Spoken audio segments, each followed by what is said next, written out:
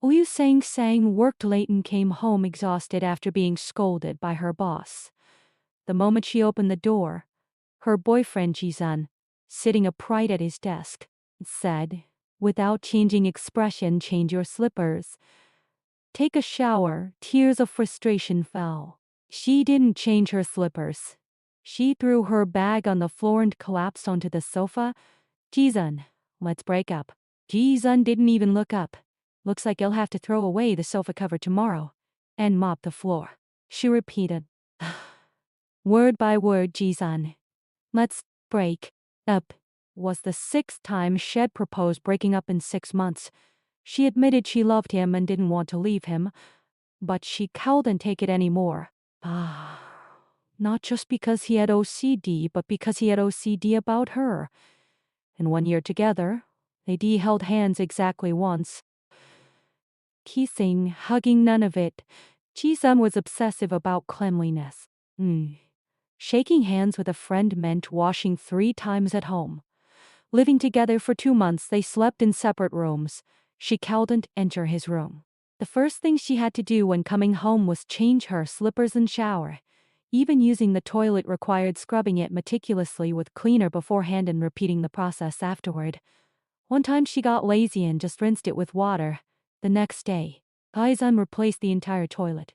She knew Jizan didn't love her. She was special, and she never would be. Jizan finally looked up. "Are you sure?" She wiped her ears. She was sure she'd pack and move out. He frowned, said fine, and asked if she needed help. Then added, "Clean the toilet before you go." That broke her, but instead of sadness, anger surged. Why should she be the only one hurting? She dropped her luggage, stormed toward his desk, grabbed his collar, and kissed him. Then she bit his lip out of spite. She even ran her hands over his chest. Before he could react, she grabbed her suitcase and fled. Behind her, Taizan shouted, "Liu Sang, have you lost your mind?" That was their first kiss. And their last. After the breakup, she accepted a job offer in another city. She earned a spot in an overseas training program. On the plane, she deleted every photo of Ji-sun from her phone, crying as she did. She told herself, "He'll regret not cherishing me." 6 months later, she returned, burying herself in work. The ache for Ji-sun slowly faded. She grew close with a new colleague. "You are an equally hardworking, equally heartbroken." They bonded over shared misery. One night, Yuran transferred her 5,000 yuan to pretend to be his girlfriend at a party. She put on a tight red dress and went. At the party, she saw a figure she'd recognize anywhere: Jizun. Yuran introduced her. "This is my girlfriend, Liu Sang. GXUN's gaze locked onto her. "Your girlfriend?" To her shock, Jizun reached out and shook her hand. The man who washed his hands 3 times after any contact with her. His ex-girlfriend. Later, she asked Yuran how he knew Jizun. A year ago, Yuran had been in a car accident. Jizun was his surgeon. Jizun had been disgusted by the dirt and grime on him, but Yuran found his extreme cleanliness amusing and had spent enormous effort befriending him. Jizun was in town for work. The provincial hospital had been trying to recruit him, but he kept refusing. She excused herself to the restroom. On the way, she spotted GXUN's back and tried to slip away. "Liu Sang, where are you running off to this time?" He walked toward her, imposing. She said they weren't familiar. He said, "Can I care about my ex-girlfriend?" She tried to leave. He grabbed her wrist and pulled her into his arms, kissing her loppy, then biting it lightly. Her mind exploded. This was not the Jizun she knew. She said she had a boyfriend. He said Yuran had already confessed she'd tricked him out of 6,000 yuan.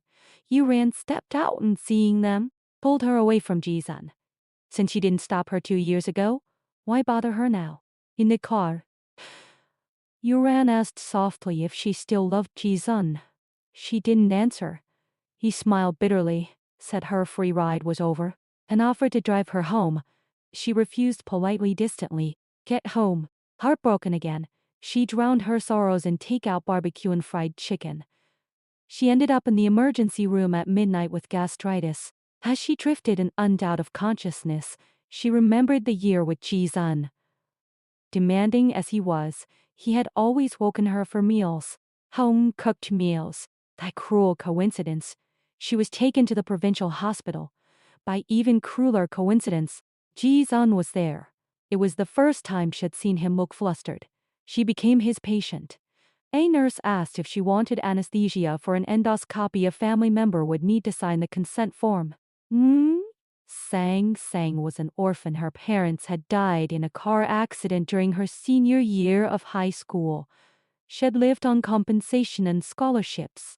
Ji-sun said to the nurse, "Get the consent form. You'll sign." In her family. After she woke from anesthesia, a nurse told her that Ji-sun had agreed to transfer to this hospital. After all, his family is here. Sang denied it. The nurse didn't believe her. At home, she saw in her work chat that Yuran had resigned.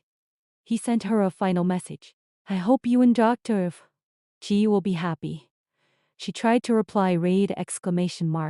Ji-sun texted open the door. He stood there with groceries in a black plastic bag containing men's slippers. He washed his hands 3 times before entering.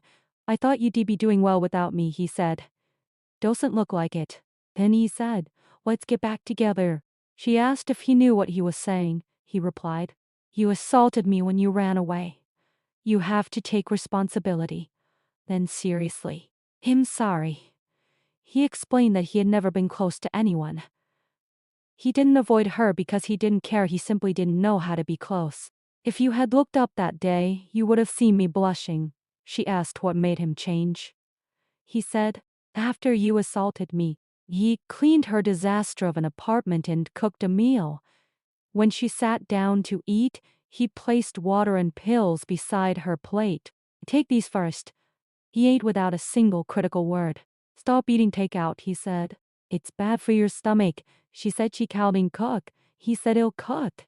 An old family friend called Shed seen the man who had killed Sang's parents 6 years ago driving drunk, sentenced to 6 years and 4 months. Owing compensation he never paid. Now he wore nice clothes and an expensive watch. Sang flew back to confront him at the airport. She texted Ji-sun. He called, "Don't be afraid. Send me the address." "Wait for me." She found the man Tuesday. He drove a luxury car and wore a watch but claimed he had no money. Ji-sun arrived. "I'm her husband," he said. "If you won't pay, my lawyer will handle it." Minutes later, Tuesday agreed to pay in installments 200 yuan per month. Ji-sun held her hand, eyes full of sympathy. "Why didn't you tell me sooner?" She pulled away, just as he had once pulled away from her. "I haven't agreed to get back together yet." "Who said you could hold my hand?" He touched her head. "Then when will you say yes?" A nurse called Ji-sun had collapsed at the hospital. Sang rushed there in her slippers. She found him drinking water, looking perfectly fine. He said he had collapsed. "Then I'm off work. Will you take me home?" She walked him home. His home was a dormitory far from the hospital, requiring a fiver. Wake up." He looked at her. "I want to live with you." This time, she cowed and said no. They got back together. He still had OCD, but toward her, everything was different. One night, after her shower, she sat on the sofa.